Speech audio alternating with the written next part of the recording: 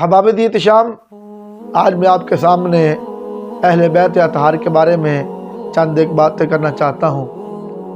احباب دیت شام، قُل لا اسألکم علیہ اجرا الا المودۃ فی القربیٰ، جب یہ آیت مبارکہ نازل ہوئی نا تو صحابہ کرام علیہم الرضوان مصطفیٰ جان رحمت کی بارگاہ میں حاضر ہوئے۔ عرض کہ یا رسول اللہ من قرابتی کا، آقا وہ آپ کے کون سے قرابت دار ہیں، کون سے قریبی ہیں جن سے محبت کرنا، جن سے مودت کرنا واجبت علینا، ہمارے اوپر واجب قرار دیا گیا ہے۔ تو تفسیر جلالین کے یہ الفاظ ہیں، مصطفیٰ جان رحمت نے فرمایا وہ علی ہے، وہ فاطمہ ہیں، وابناہما، اور ان کے دونوں شہزادے حسن اور حسین ہیں۔ اس آیت مبارکہ سے پتہ کیا چلتا ہے کہ اہل بیت اطہار کی بڑی شان ہے، بڑی فضیلت ہے۔ ارے مصطفیٰ جب بیان فرماتے تھے عظمت اہل بیت، سامنے صحابہ سنتے تھے۔ آئیے اب میں صحابہ کا عقیدہ بتانے چاہتا ہوں کہ صحابہ کا عقیدہ کیا تھا اہل بیت اطہار کے بارے میں۔ حضرت ابن مسعود رضی اللہ تعالیٰ عنہ روایت کرتے ہیں کہ صحابہ کرام کا آل محمد کے بارے میں یہ عقیدہ تھا کہ آل محمد سے ایک دن، only one day، ایک دن محبت کرنا ایک سال کی عبادت سے بہتر ہے۔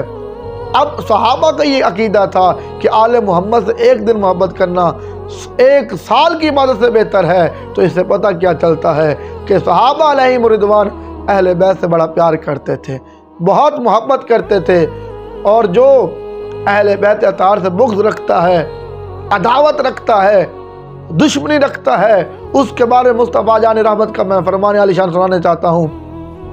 مصطفیٰ جان رحمت نے ارشاد فرمایا، ایک بندہ بیت اللہ شریف کے اندر رہتا ہو، رکن یمانی کے پاس رہتا ہو، وہیں نمازیں ادا کرتا ہو، وہیں روزے رکھتا ہو، لیکن اگر اس کے دل میں میری اہل بیت کے بارے میں ذرہ برابر بھی بغض ہے، داخلہ فی النار، وہ سیدھا جہنم ڈائریکٹ جہنم میں داخل ہوگا۔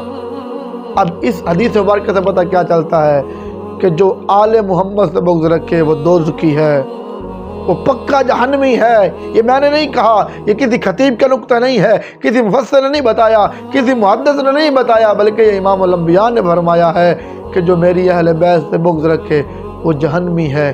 احباب دیت شام، ان تین باتوں سے پتہ کیا چلتا ہے کہ اہل بیت اطہار کی بڑی شان ہے، بہت شان ہے، کیونکہ ان کی شان خود رب نے بیان کی ہے اور اس کی تفسیر مصطفیٰ نے بیان کی ہے۔